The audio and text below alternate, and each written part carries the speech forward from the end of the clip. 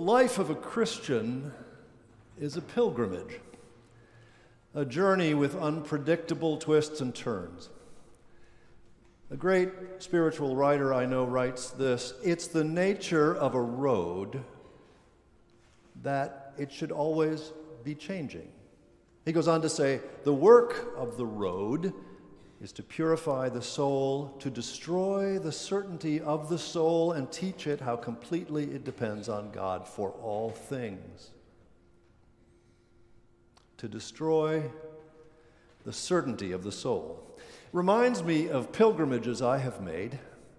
Like the first time I traveled to the Holy Land, it was certainly the most foreign culture I had ever entered, and yet somehow strangely familiar. All those stories I had imagined my whole life, the places and scenes of 1,000,001 Bible stories, and none of them quite the way I had always imagined them.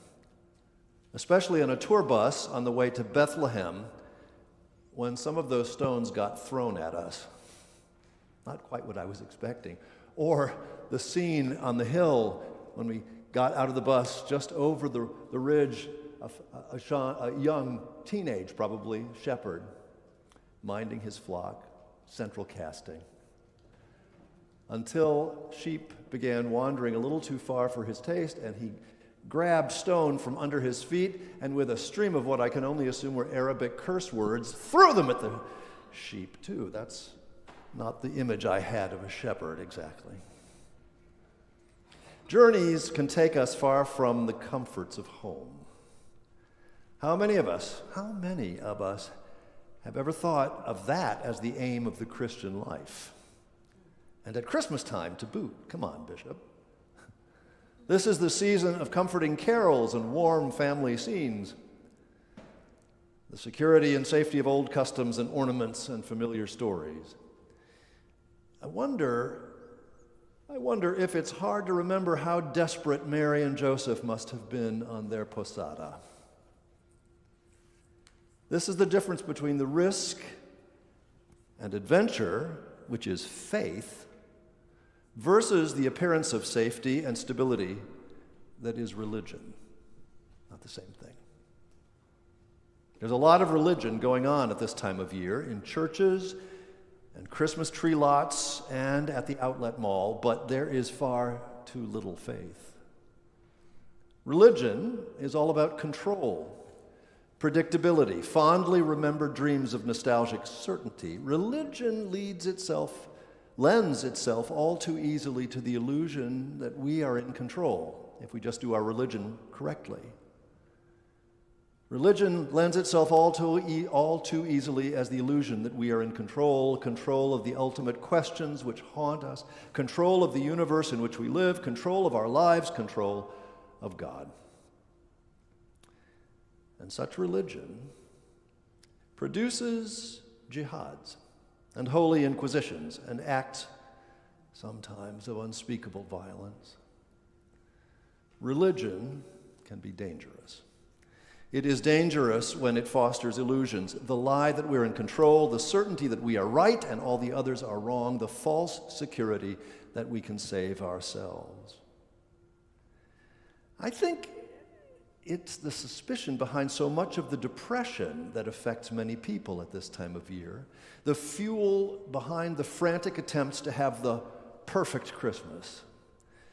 Someone said to me last week with an exasperated sigh, "I just don't think I can ever get ready for Christmas on time." And I said in response, "Of course you can't. Give up." The faith at the heart of the celebration of the birth of the Son of God has nothing to do with being ready. It's not about being perfect. It doesn't depend on us at all. Mary and Joseph weren't ready either. They were taken by surprise. They were terrified, uncertain. The security of their world, the plans to marry and settle down to a normal life blown sky high. Mary wasn't ready for Christmas, or her pregnancy, or the sword that would eventually pierce her heart. But she said yes anyway. In the town of Nazareth, If you've been there, you'll have seen this. In the town of Nazareth, there are two sites associated with the annunciation of the angel Gabriel to Mary. The first is a church built over the old town well. The Greek Orthodox maintain that Gabriel first met Mary there as she was drawing water. She was so terrified that she dropped her bucket and ran back to her house. Who wouldn't? The Roman Catholic Basilica is built there, up the hill, around the traditional site of her house. Gabriel apparently followed her, and despite her terror, her world got blown apart, and she said yes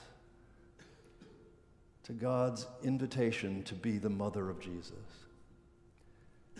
Mary was not practicing religion. I believe Mary was a young woman of faith. She was on a pilgrimage with God, a journey that destroyed the certainties of her world, and a journey which has led you and me to this place on this day. Mary's faith produced us in a very real sense. That's why we call her mother. And Joseph, talk about having the certainty of your soul destroyed. What could Joseph possibly have made out of all of this?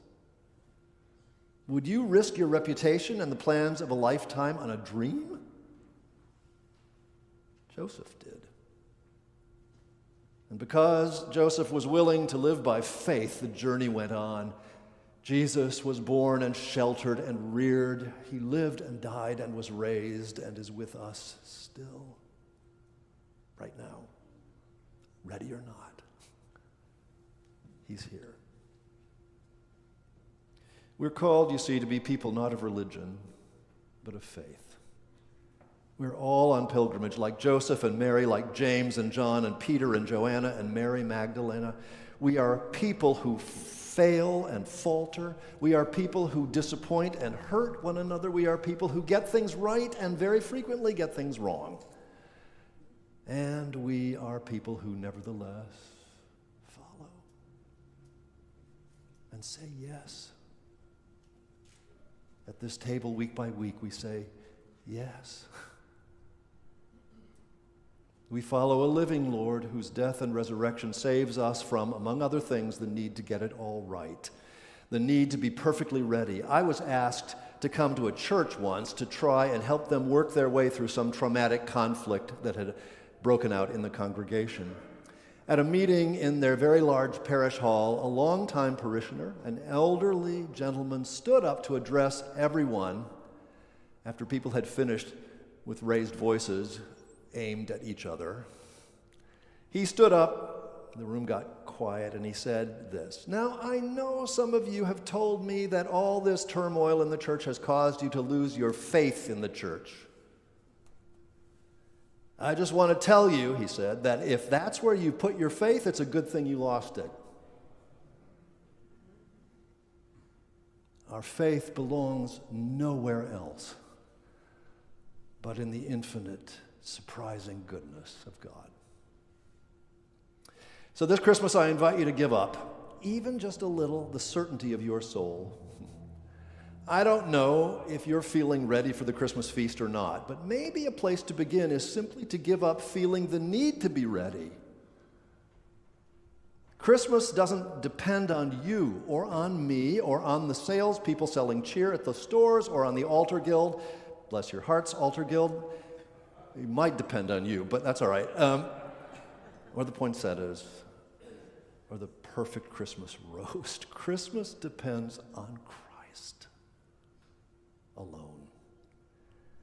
And it comes, and he comes when we least expect him. Let Christ happen in you. Let Christ take you by surprise. Let the Lord Jesus teach you what you don't know. May Christ unsettle you and me. The days are short. And we are on a pilgrimage together, you and I. This Christmas with Mary, with Joseph. Let's give up control.